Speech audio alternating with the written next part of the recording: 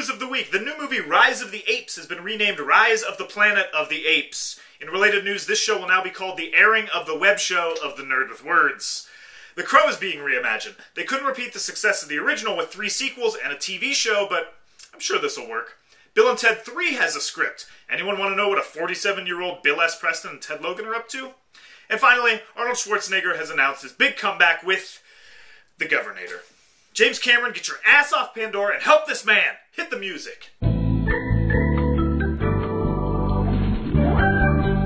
everybody, welcome back to Sticky Floor Friday, the internet movie show that did actually see Insidious, as last week's video promised, and it was about this close to being good. There were 2 major problems with this movie. The first one is the music, which treats the audience like infants, pounding them over the head and saying, "Now is the time to be scared, oh my god!" It's like banging pots and pans together and just saying like, "Look at me!" It's comical, and this movie actually would have benefited from some silence, because there's some really creepy moments, but it's just like, this deafening noise is over top of everything, and super distracting. It's not scary at all. The second problem is, there's no real threat. There's a lot of scares where you're like, oh, what's that in the corner? But even when the demons interact with people in the real world, they do little more than kind of jostle them around and push them a little bit. Get away from me. In the words of Lawrence Kasdan, in reference to Return of the Jedi, someone had to die. And nobody did. Someone had to go. You know, I felt someone had to die. Okay, let's get to theaters. We start with Your Highness, starring Oscar nominee James Franco and Oscar winner Natalie Portman, in the furthest thing from an Oscar you can get. It's a movie about weed, the word f***, and monster penises. Now, Danny McBride, the writer and star, has specifically mentioned the movie Krull as his inspiration.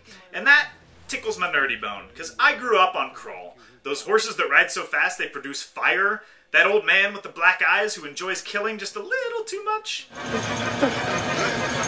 The big clear spider.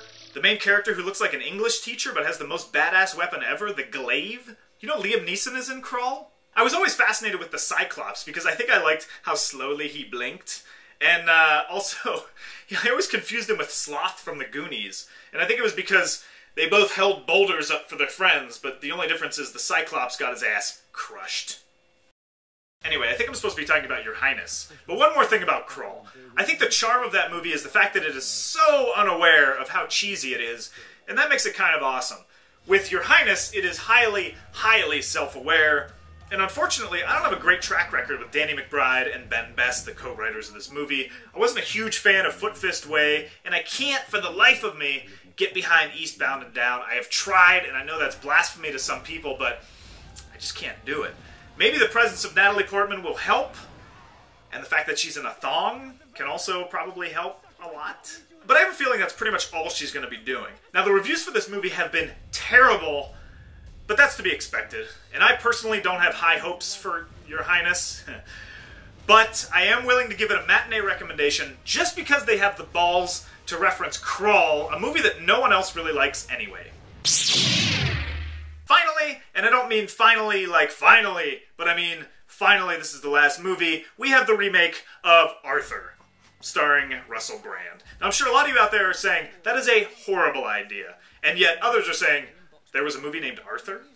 Yes, it starred Dudley Moore as a rich drunk, and so it seems like it's perfect and right in the wheelhouse of Russell Brand. We've seen him play a rich drunk before in every live-action performance he's ever given. But this time he doesn't have the pedigree of Sarah Marshall, or get him to the Greek behind him. Small doses, Russell Brand good. Big doses, I'm scared to find out. Arthur remake, it'll drive you to drink. Ugh. I'm sorry. Even I hate myself after that. Time for 3 questions. Number 1, how are we feeling about Russell Brand? Are we done with him? And does it have anything to do with our jealousy towards his marriage to Katy Perry? Number 2, what's your favorite cheesy fantasy movie? Cheesy being the key word. Can't be Lord of the Rings or Harry Potter. And number 3, I stumbled upon this old video remix of Wilford Brimley. Why the hell does it make me laugh so much? Diabetes. You know, I have diabetes. You know, I have diabetes. You know, I have diabetes. Diabetes.